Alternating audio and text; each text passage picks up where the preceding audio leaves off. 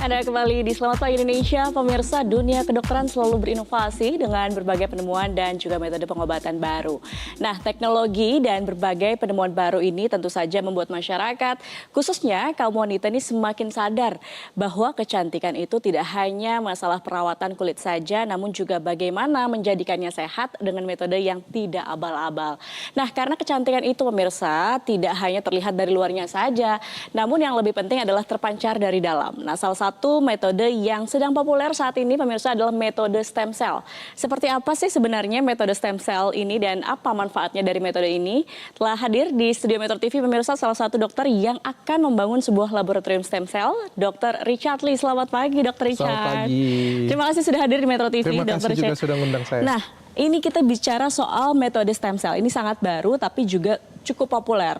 Boleh dijelaskan lebih dahulu, Dok, metode stem cell ini metode seperti apa sih dan untuk penyakit apa saja bisanya? Stem cell ini sebenarnya nggak baru ya, sudah 15 tahun ya. Cuma di Indonesianya yang mungkin baru mulai diperkenalkan ya. Jadi stem cell ini sebenarnya kalau di luar negeri itu sudah banyak digunakan untuk berbagai penyakit.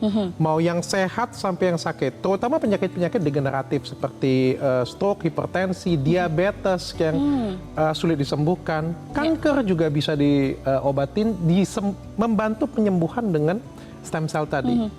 Ataupun penyakit-penyakit yang parah, yang berat, yang nggak ada harapannya, seperti kelumpuhan saraf dan lain sebagainya. Oke, jadi bukan hanya kecantikan tapi justru banyak banget karena yang... sebenarnya dia tuh intinya adalah memperbaikin sel. Oke. Jadi kalau misalnya sakit, ini kan ada sel yang rusak. Jadi kalau selnya diperbaikin, pasti kita akan jadi sembuh sendiri. Pernah nggak, Mbak Gadis kayak gini ya, pernah nggak sakit, terus pergi ke dokter, nggak sembuh-sembuh, atau ke rumah sakit nggak sembuh-sembuh, terus nggak diapa-apain nih, dibiarin aja, terus tiba-tiba sehat sendiri. Pasti pernah kan nggak seperti itu ya? Itu adalah penyembuhan level sel namanya. Nah, stem cell itu merangsang penyembuhan level sel tadi. Yang tadinya sakit harus pakai obat, terus, lama banget sembuhnya, tapi dia memperbaikin selnya. Jadi kalau selnya sembuh, ya nanti akan sembuh sendiri, seperti itu. Jadi selnya memperbaiki dirinya sendiri. Betul. Gitu ya? Oke, nah kalau pengaplikasiannya itu seperti apa sih, Dok, sebetulnya? Kalau stem cell yang plasenta, ada banyak macam-macam stem cell nih ya. Ada stem cell yang paling bagus itu adalah placenta stem cell yang dari tali pusat. Nah, itu dipakainya di infus sebenarnya. Tapi dalam dunia kecantikan itu bisa diinjeksi sesuai dengan permasalahan dan kebutuhan kita. Bisa di kulit, bisa juga di lutut, atau juga di permasalahan yang ada. Oke, jadi kalau dalam dunia kecantikan langsung diinjeksi? Bisa. Oke, fungsinya kalau untuk kecantikan berarti peremajaan sel gitu? Betul. Jadi kalau misalnya kita pengen lebih awet muda ya bisa ya. Kalau misalnya dia bisa nyembuhin penyakit, ya penyakit kanker aja bisa membantu penyembuhan. Kalau penyakit stroke aja bisa bantu penyembuhan, padahal itu di otak, apalagi cuma di kulit ya. Kan jadi kita bisa jadi lebih muda juga. Baik. Nah, dari pasien-pasien dokter nih yang sudah menggunakan metode stem cell, ada cerita apa sih, Dok, setelah akhirnya menggunakan metode ini? Sebenarnya stem cell itu kita juga jangan terlalu halu ya, nggak terlalu hebat banget yang sampai setelah kalian di stem cell, kalian nyebrang ke jalan, ditumbur truk tetap mati juga. Kalau sakit juga tetap harus ke dokter ya, itu yang harus dicatat ya. Bukan artinya setelah kita stem cell, kita nggak perlu ke dokter, kita nggak perlu berobat, tetap harus berobat ya. Papaku itu sakit jantung yang kemarin itu sempat parah banget, sampai harus dipasang ring. Dan setelah dipasang ring, dia kondisinya itu drop banget, jatuh banget. Pokoknya jadi kelihatan tua, padahal dulunya itu lincah banget, energik banget ya. Jadi lesu banget. Dan aku coba stem cell nih, karena memang kondisinya itu jelek banget. Setelah di stem cell, wah sekarang bagus banget loh. Hasil labnya bagus, staminanya sangat baik sekali, 2 kali di stem cell. Padahal pertama di stem cellnya ogah-ogahan, kedua di stem cell ogah-ogahan, yang ketiga minta sendiri. Dia ngerasa kayak energinya balik, cepat pulih, balik lagi, ya bisa aktivitas, itu yang dipengen kan. Ada pasienku juga, ini masih pasien COVID dulu, kanker paru stadium akhir. Jadi dokter tuh sudah vonis, ini pasti akan meninggal, karena kan stadium akhir ya. Lalu dia mati-matian pengen stem cell, dan kita nggak suggest lagi, karena kan sudah untuk apa lagi ya.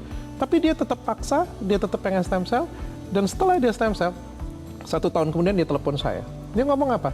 Saya pikir mau ngabarin sudah meninggal ya. Kok nggak dia bilang apa? Dia mau stem cell lagi. Karena setelah dia stem cell, kualitas hidupnya jadi lebih baik. Bukan artinya kankernya hilang, enggak. Yang tapi tadinya dia cuma bisa baring, sesak napas, nggak bisa ngapa-ngapain. Setelah di stem cell, dia bisa aktivitas.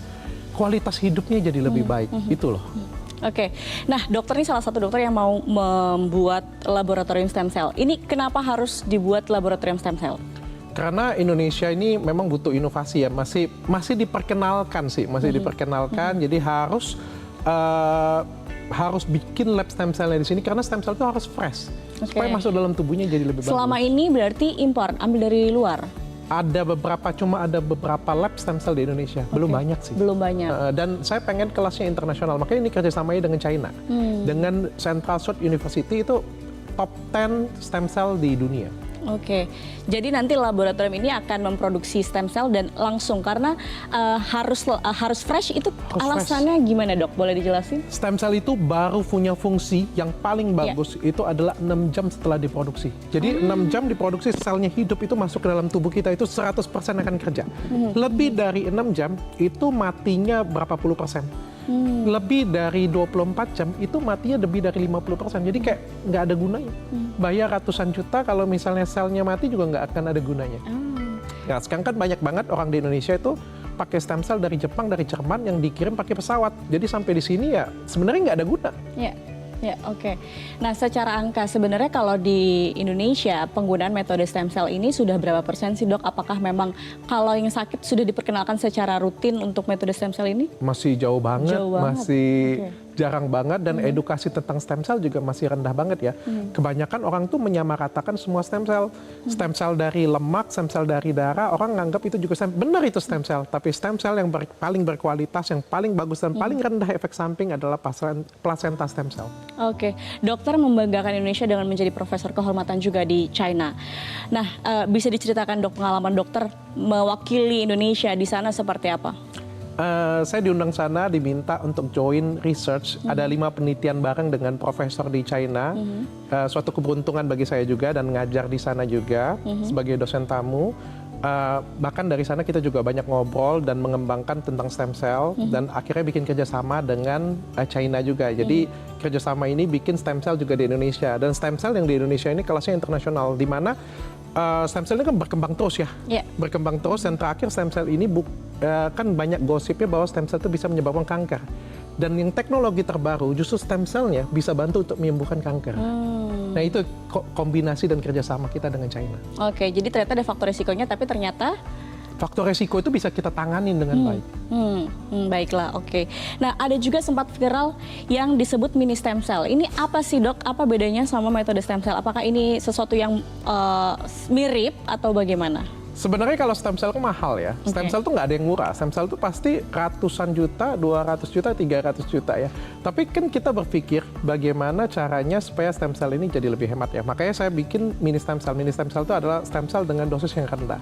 Isinya itu sebenarnya stem cell dengan dosis rendah. Tapi kalau ditanya kemarin viral banget, stem cell itu, dok, mini stem cell itu nggak ada dalam menu internasional. Memang nggak ada.